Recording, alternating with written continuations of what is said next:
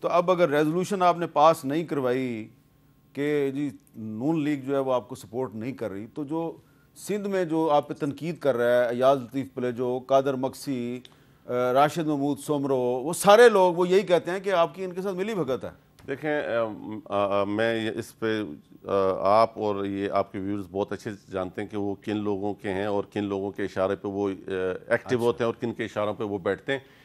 یہ Pakistan Peoples party بڑا اس پہ کیٹیگوریکلی کلیئر ہے کہ یہ خان، جو لوگ خان کو دکھا کے ان کو ڈرا رہے ہیں نا، ہم اس ٹائم بھی خان سے نہیں ڈرتے تھے، آج بھی نہ خان سے نہ آپ سے ڈرتے ہیں. ہم سمجھتے ہیں کہ اگر خدا نہ خواستہ دیکھیں آپ نے ایک ہمیں تابوت میں لیڈر دیا، پنجاب سے بھیجا، وفاق سے بھیجا، پھر آپ نے بی بی شہید دی، پھر آپ اگر پیچھے چلے جائیں لیاقت علی خان، اور تو بہت بات آگے تک چلی جائے گی. لیکن میں یہ بتا رہا ہوں کہ یہ ریڈ لائن ہے. اگر کوئی سمجھتا ہے کہ اس کے بنانے کے بعد سلامتی کی اور امن کی بات ہو سکتی ہے تو وہ احمقوں کے جنت میں رہتے ہیں. میں کیٹیگوریکل کہہ رہا ہوں، یہ بلاول بھٹو زرداری اور آصف علی زرداری کو سلام پیش کرتا ہوں کہ جنہوں نے ابھی تک اس چیزوں کو روک کے رکھا ہوا ہے. آخری بات ایک کر دوں، نگراں سیٹ اپ میں آپ نے کوشش کی، میں یہ یہاں پر مقبول باقر صاحب کو سلام پیش کرتا ہوں اور ان کو کہتا ہوں کہ انہوں نے سندھ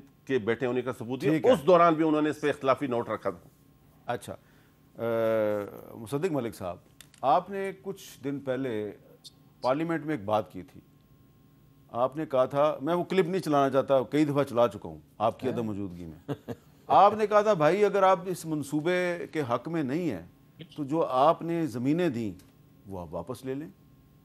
ابھی بھی آپ کا وہی موقف ہے یا اب آپ کچھ اور بات کریں گے؟ نہیں، میرا دو موقف ہیں مختلف، ایک خان صاحب کے حوالے سے، ایک سندھ کے حوالے سے.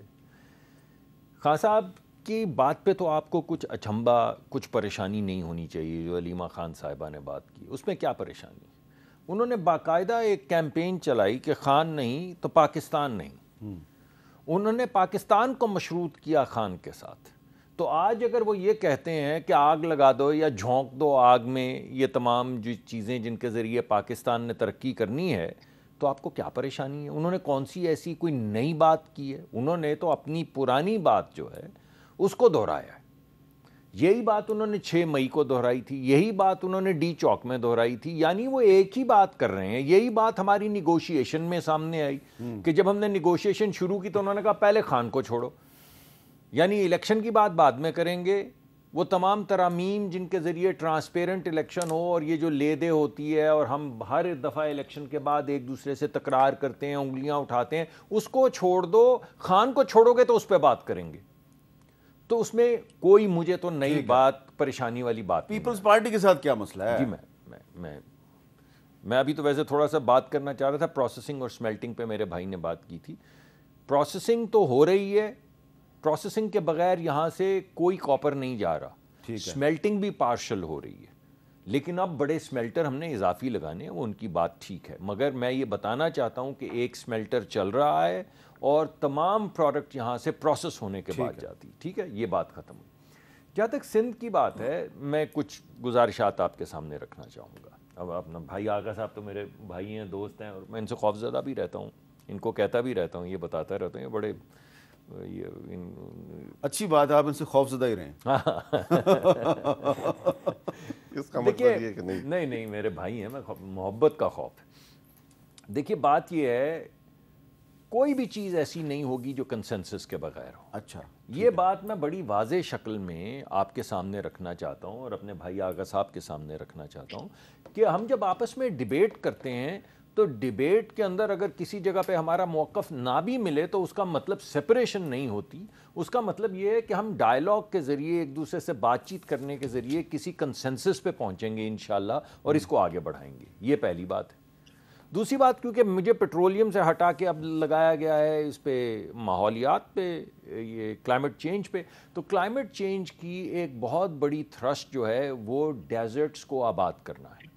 یعنی اس وقت بین الاقوامی سطح پہ ہمیں کاربن ٹریڈنگ میں جو پیسے ملتے ہیں ان میں تین بڑی چیزیں ہیں. ان میں ایک پانی کا ایکسس، سیف ڈرنکنگ واٹر اور اس کی اسکیم ہے.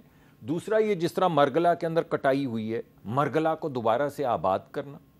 تیسرا صحرا جو ہیں लकोदक सहरा जो बन चुकी हैं हमारी ज़मीनें, उनको दोबारा से रिस्टोर करना, उनको दोबारा से आबाद करना, ये 3 चीज़ें। और चौथे ये कि आपको याद होगा यहाँ पे किसी ज़माने में जिस सड़क से गुजरें आपको वो तोते, हरे तोते नज़र आते थे, अब वो दरख्त ही कट गए हैं नामुराद, वो दरख्त ही नहीं है जिन पे वो तोते दरख्त नामुराद नहीं थे, काटने वाले नामुराद थे। हाँ, काटने वाले बदमाश थे, चोर थे, लुटेरे थे, एग्जैक्टली। लेकिन वो नामुराद उन्हीं के लिए कहा है। अब वो नामुरादों ने जो दरख्त काट दिए हैं तो तोते भी उड़ गए हैं। हाँ। तो मुल्क के तोते उड़ा दिए हैं, हाथों के तोते उड़ा दिए हैं।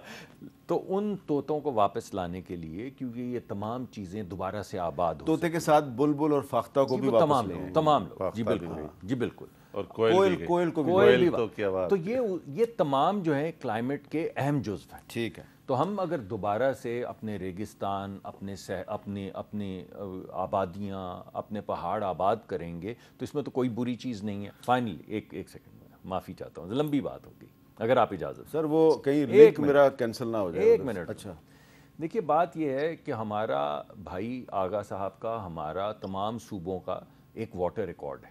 हाँ। वाटर रिकॉर्ड सिर्फ ये कहता है कि अगर आप अपने हिस्से में, ये तो जिम्मेदारी है वफाकी हुकूमत, वो पकड़ा हुआ उन्होंने वाटर रिकॉर्ड, मैं जानता हूँ, ये तो जिम्मेदारी है वाटर रिकॉर्ड के तहत कि जिस सूबे का जो हिस्सा बनता है वो उस सूबे को मिले।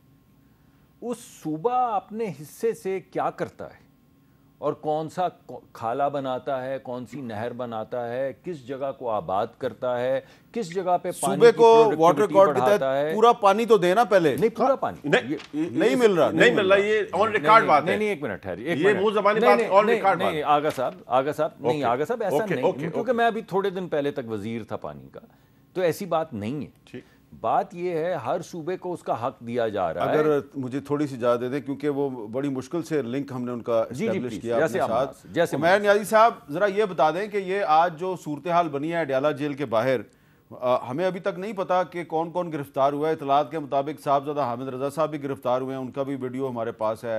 वो अलीमा खान साहबा भी गिरफ्तार थीं और आप भी वहीं पर थे। पहले आपको भी हिरासत में लिया गया, फिर आपको छोड़ दिया गया। तो ये आज इतना एहतजाज क्यों किया आपने अडयाला जेल के बाहर?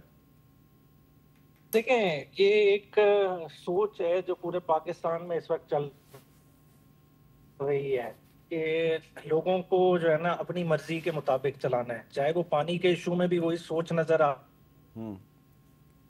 रही है कि लोगों के पीने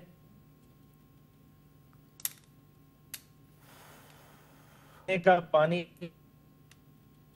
जाए, रहे ना रहे, बात करने रिसोर्सेज सूबे की मलकियत है, नहीं से कि इमरान खान की मुलाकात हमारी मर्जी से होनी चाहिए। अब ये मतलब अजीब मंतक है। हमने नाम भी दिए, सलमान अकरम राजा साहब के लेटर हेड पे बुखला के 6 के नाम आए, सिवाय जहीर अब्बास के और किसी वकील की जो उन्होंने नाम दिए। इसी तरह अलीमा बीबी को कहा गया कि आपकी मुलाकात नहीं हो सकती, बाकी 2 बहनों की करा देते हैं। बहनों ने स्टैंड लिया, बहनें ने कहा नहीं हम जाएंगी तो इकट्ठी जाएंगी।